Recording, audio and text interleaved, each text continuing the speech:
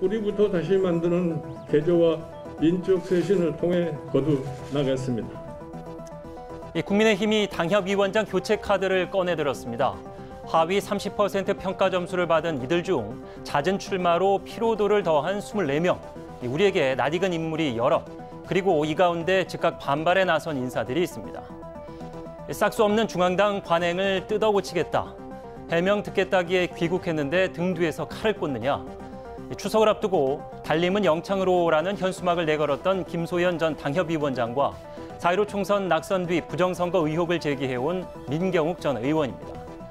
반발을 예상 못했을 리 없습니다. 그렇지만 국민의힘은 단호했습니다. 다시금 국민에게 신뢰받는 정당으로 거듭나고자 하는 새로운 각오를 격려의 시선으로 응원해 주시기 바랍니다. 네, 이 조직정비 신호탄을 올렸다는 데는 동의를 합니다. 그런데 의문도 있습니다.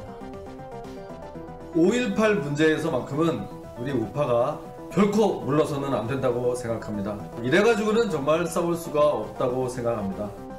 태극기 애국 시민 여러분, 대통령 탄핵은 반드시 기각될 것이라고 믿습니다. 김진태, 전희경 두 전 의원은 당초 교체 대상에 포함됐었는데 최종 명단에서는 빠졌습니다. 최근 무리를 빚지 않아서라는데 선거를 3개월 앞두고 당내 지분이 많은 태극기 세력의 심기를 건드리는 것이 부담스러웠던 것은 아닐까. 그런데 이번 발표에 반발이 적은 이유는 따로 있습니다. 원내 인사는 단 한 사람도 없습니다. 교체 확정 위원장들이 당무감사 대상자의 17.4%에 불과한 데다 위원장직만 박탈당하는 것이지 당적은 유지되기 때문입니다. 반에서 반장 자리 내놓는다고 반의 일원이 아닌 것은 아니지 않겠습니까? 여기에 서울과 부산 당협위원장은 단 한 사람도 교체 명단에 이름이 없습니다.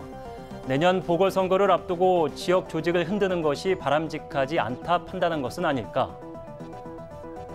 죄송하고 또 죄송합니다. 제 미약한 발걸음이 역사의 매듭을 풀고 과거가 아니라 미래를 향해 나가는 작은 계기가.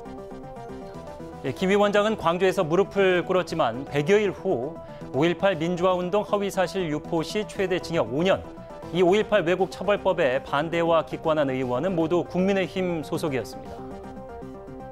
두 전직 대통령이 영어의 몸이 되어 있습니다.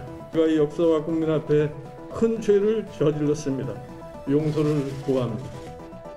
네, 하지만 서범수, 장제원 의원 등 사과를 정면 반박하면서 당내 반발로 이어졌습니다.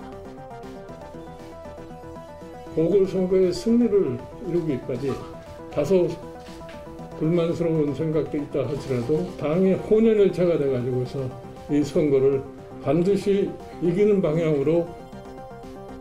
네, 김 위원장의 진정성 여러분들은 어떻게 보십니까?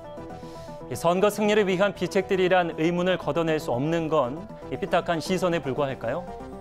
김 위원장 참 대단한데 공허함도 있다며 나는 이만큼 하려고 했는데 너희가 안 한 거야 라며 떠난다면 1년 동안 공친 것이 되지 않겠느냐. 내년 재보궐선거 이후 정병국 전 의원의 이 인터뷰가 이른바 성지순례 글이 되진 않을까 우려됩니다. 앵커 포커스였습니다.